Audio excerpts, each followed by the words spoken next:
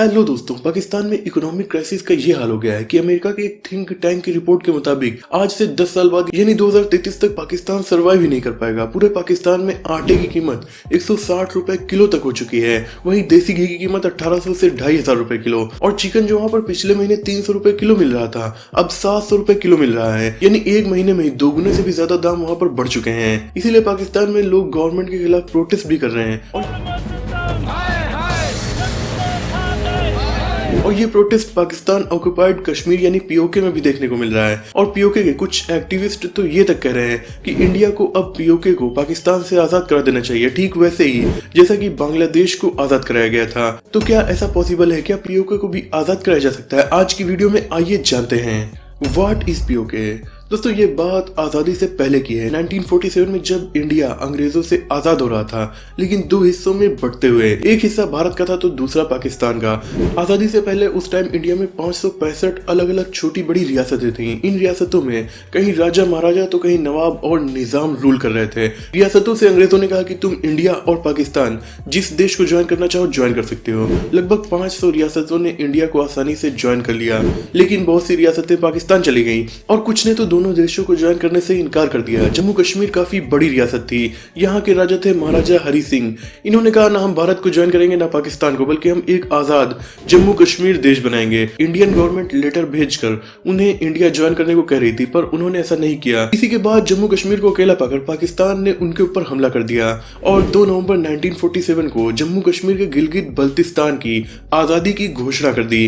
तब जाकर महाराजा हरि सिंह को समझ में आया कि उन्होंने कुछ गलत काम कर दिया है और फिर वो इंडियन गवर्नमेंट के पास आते हैं और बोलते हैं कि हमें इंडिया ज्वाइन करना है, आप हमें ले लीजिए और पाकिस्तान से बचा लीजिए। उन्होंने कुछ शर्तों के साथ इंडिया में विलय कर लिया, लेकिन तब तक पाकिस्तान जम्मू कश्मीर के अच्छे खासे इलाके पर कब्जा कर चुका था। इसमें मेन शर्त ये थी कि कश्मीर के फॉरेन अफेयर्स और उसकी सुरक्षा का मामला इंडियन गवर्नमेंट के जिम्मे होगा, लेकिन उसके इंटरनल अफेयर्स को देखने के लिए वो आजाद रहेगा। महाराजा हरि सिंह से हुई संधि के मुताबिक अब पूरा कश्मीर भारत का हिस्सा हो चुका था, लेकिन तब तक थोड़ी देर हो चुकी थी और पाकिस्तान कश्मीर के पश्चिमी हिस्से पर कब्जा कर चुका था। उसे ही हम पाकिस्तान ऑक्युपाइड कश्मीर यानी पीओके कहते हैं, जिसमें से दक्षिणी कश्मीर का कुछ हिस्सा और गिलगित बल्तिस्तान आता है। Economic crisis in Pakistan. दोस्तों पाकिस्तान में श्रीलंका की तर्ज पर इकोनॉमी लगातार गिरती जा रही है। पिछले साल उनकी नेशनल करेंसी यानी पाकिस्तानी रुपया 30% तक डाउन हो गया था और अब पाकिस्तान में नेशनल रिजर्व सिर्फ $5 बिलियन ही बचे हैं, जो कि कुछ हफ्तों में खत्म हो जाएगा। और उसके बाद पाकिस्तान को विदेशों से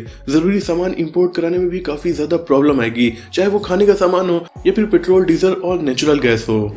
फॉरेन रिजर्व कम होने की वजह से पाकिस्तानी गवर्नमेंट विदेशों का कर्जा भी नहीं चुका पा रही है, इसीलिए वो IMF के पास मदद मांगने गई थी, पर IMF ने भी मदद करने से इनकार कर दिया है। पाकिस्तान को सऊदी अरब और चाइना से कुछ मदद जरूर मिली है, पर वो काफी नहीं है। वहाँ पर खाने की चीजें इतनी ज्यादा महंगी हो गई हैं और उनकी इतनी ज्यादा किल्लत हो गई है कि वहाँ के कई शहर, जिनमें वहाँ के सबसे बड़े शहरों में से एक लाहौर भी आता है, यहाँ आटे की भी कमी हो गई है। और विदेशों से ही फ्यूल इंपोर्ट करके पाकिस्तान में इलेक्ट्रिसिटी बनाई जाती है, लेकिन विदेशों से फ्यूल इंपोर्ट करने के लिए पैसा वहाँ के पास नहीं बच रहा है। इसीलिए वहाँ की गवर्नमेंट ने सभी गवर्नमेंट ऑफिसेस को ज्यादातर बंद रखने और वर्क फ्रॉम होम करने की लोगों को सलाह दी है।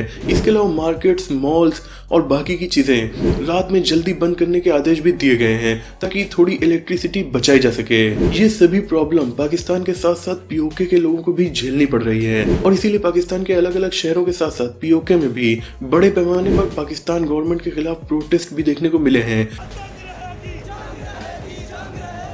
जिसमें वहाँ की गवर्नमेंट के खिलाफ लोग नारेबाजी कर रहे हैं। और उनमें से कुछ एक्टिविस्ट का तो ये भी कहना है कि अब पीओके को भारत से जुड़ जाना चाहिए और इंडियन गवर्नमेंट को पीओके को आजाद कराना चाहिए।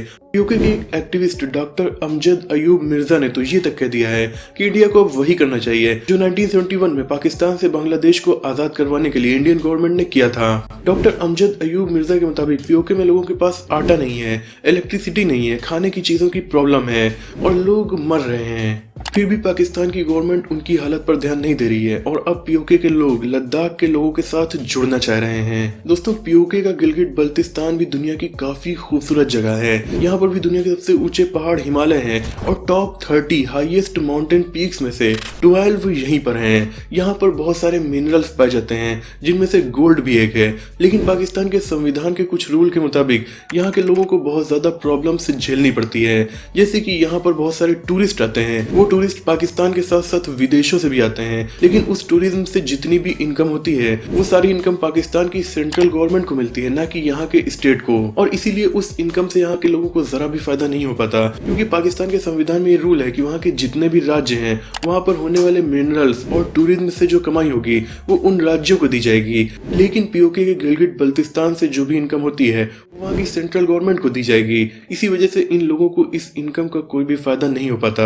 इसके अलावा दोस्तों आप ये सुनकर शायद शॉक्ड हो जाएंगे कि गिलगिट बल्तिस्तान में जो आबादी रहती है उनके पास पाकिस्तान की आईडी है, पाकिस्तान के पासपोर्ट हैं, लेकिन वहाँ के नेशनल इलेक्शन में उन लोगों के पास वोट देने का अधिकार नहीं है। यानी कि एक तरह से पीओके के इन लोगों को पाकिस्तान में दूसरे दर्जे का नागरिक माना जाता है, क्योंकि उनके पास नेशनल इलेक्शन में वोटिंग राइट्स तक नहीं है। गिलगिट बल्तिस्तान के लोगों की जमीन में गोल्ड, एमराल्ड जैसे बहुत सारे नेचुरल रिजर्व हैं, लेकिन इसका जरा भी फायदा इन्हें नहीं हो पाता, बल्कि उल्टा इन्हें नुकसान होता है, क्योंकि पाकिस्तान की गवर्नमेंट इन लोगों की जमीन पर जबरदस्ती कब्जा करती है और चाइना से यहाँ पर माइंस बनवाती है और बड़े बड़े डैम्स भी चाइना यहाँ पर बनाता है, जिससे यहाँ के लोगों को नेचुरल डिजास्टर का सामना भी करना पड़ रहा है, जैसा कि हमने पाकिस्तान में पिछले साल आई भयानक बाढ़ में देखा भी था। इन्हीं सब प्रॉब्लम और सिचुएशन की वजह से पीओके के लोग पाकिस्तान की गवर्नमेंट के खिलाफ प्रोटेस्ट कर रहे हैं और वहाँ के बहुत से एक्टिविस्ट पीओके को पाकिस्तान से आजाद करवाना चाह रहे हैं। दोस्तों इस सिचुएशन पर आपकी क्या राय है, कमेंट में जरूर डिस्कस कीजिएगा। वीडियो पसंद आई तो लाइक, शेयर, चैनल को सब्सक्राइब भी कर दीजिए। दोस्तों मेरे साथ जुड़ने के लिए आप मुझे इंस्टाग्राम पर भी फॉलो कर सकते हैं, उसका लिंक आपको डिस्क्रिप्शन में मिल जाएगा।